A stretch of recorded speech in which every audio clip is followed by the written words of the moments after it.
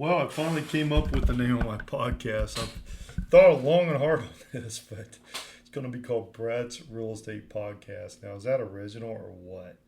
But I want to kind of go every week and talk to you about investment real estate mostly because that's what I do. I've done over 1,200 homes. I've rented over 2,000 places. We currently have a property management that has a 99.5% success rate.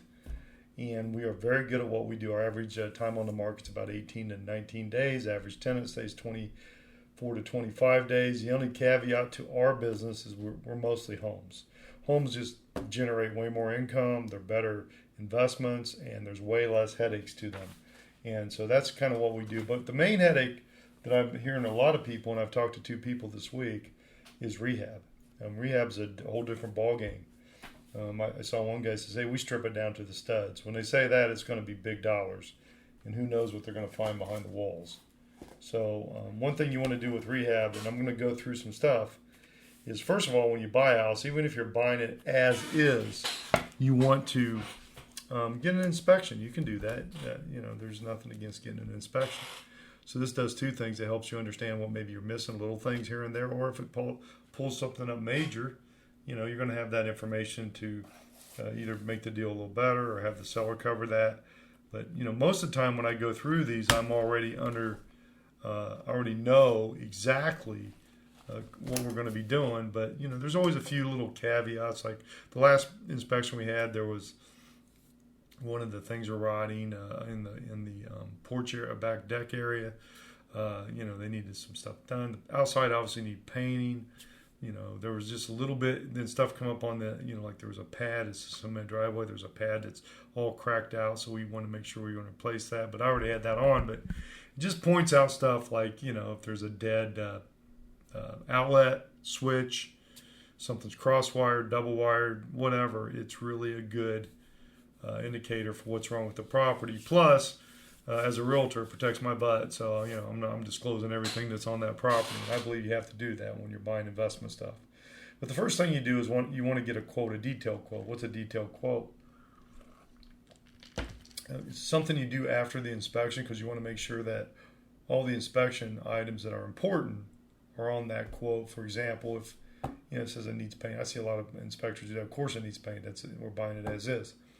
But stuff. The minor, major stuff always needs to be done. Like on the last one, I was selling a property over Sunset. After we rented it for 6 years, they wanted us, the inspector says, "Hey, trim back the bushes." So did the point of sale. So the city wanted it done too. But all that was added to the quote, taken care of. Tuck point, all that kind of stuff. So you want to get a quote, and you want to make sure that all the inspection items are on there. You want to get before pictures of the property from that contractor. I go out there in fact, I'm going out after I'm done with this podcast.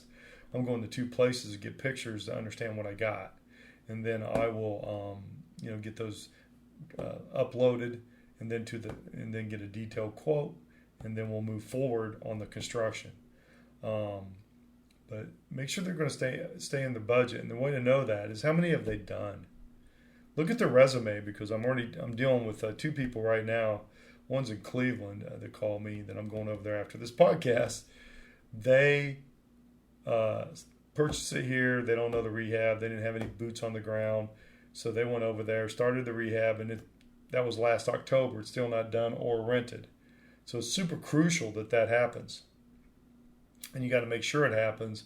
And what I do basically is I go over there weekly and get pictures, and I get update videos, then we're done, we'll get pictures to get it rented. And then, that's going to keep you updated. Make sure they got pictures of a video through the whole house. I walk through the whole house, even if we don't do stuff in the basement, just to show them what's going on, making sure that everything's pristine the way that was, and that there are no issues. I also give them, when you're paying these people, that's another big thing. The people I'm going to go meet already paid them full amount, and they're not even done. If they're new and you don't know them, 25, and 50s, pretty much where you should be, 25% to start, and then maybe a little more than that because of material, but 25% to, in the next draw, and then 50% when they're done. But again, have somebody making sure that They're getting pictures or videos every week to you because it's not hard to do. You take your iPhone or any phone and you can shoot it and throw it up on YouTube and get it to the client. I do that all the time because it gives my clients a better way to understand and know that their property is getting done. As I said, I got a call from some people in Cleveland. They've lost so much money. They don't know what to do.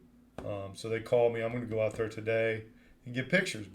If they'd have called me from the get-go. So make sure that people have a resume of many homes, videos, stuff that they've already done.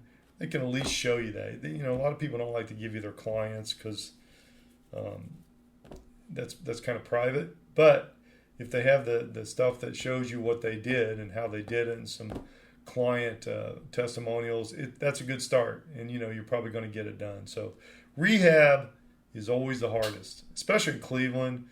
Arizona's different. Arizona, I have a contractor. I can call him. He gives me a quote. He tells me it's done, sends me a couple pictures, and I Zelle him the money. So it's pretty easy to do with them. So, different contractors out here. In Ohio, you just have to be super, super crucial, easy. So we've done, like I said, I don't know how many rehabs. We've done 1,200 homes, but we've probably done 1,900 rehabs. But it's not as easy as you think. You need the right people around you because the other problem you have is budget. How much buying power do they have? How many, at Sherwin-Williams, we get like 70, 60, 70% off the paint. We have HVACs that we put in for under $3,000. It's just a lot of different stuff that we do. We also offer warranties, all kinds of stuff that we do. But we've been in the business for a long time. I've been a realtor for 25 years.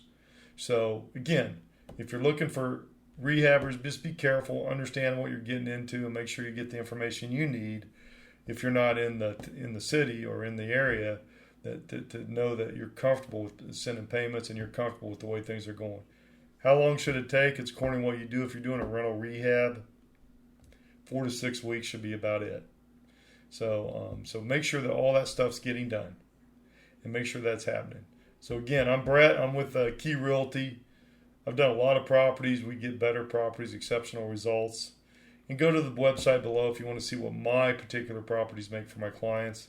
216-703-5740. Thanks. Have a great day.